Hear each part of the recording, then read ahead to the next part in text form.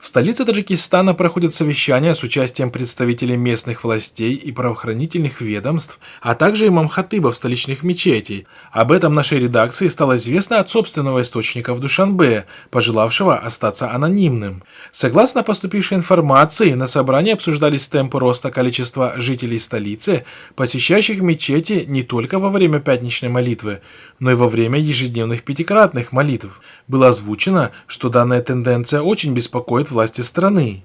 В ходе собрания имам-хатыбы были ознакомлены с принятыми по данному поводу решениями. Как сообщает источник, отныне ни одна махаллинская мечеть не имеет права проводить ремонтные работы в мечети, причем даже если ситуация будет аварийной, а некоторые из 140 функционирующих в черте города мечетей могут быть закрыты под предлогом нарушения правил работы.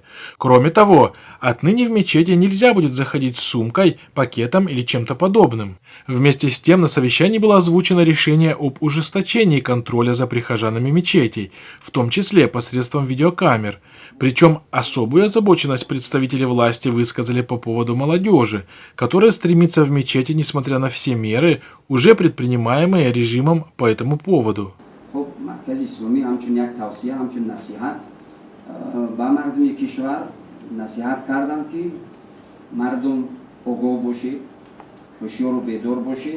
Следует заметить, что после принятия мер силовыми структурами в сотрудничестве с представителями официального духовенства по поводу роста количества прихожан мечети являются достаточно типичными для стран Центральной Азии, а также мусульманских регионов в России.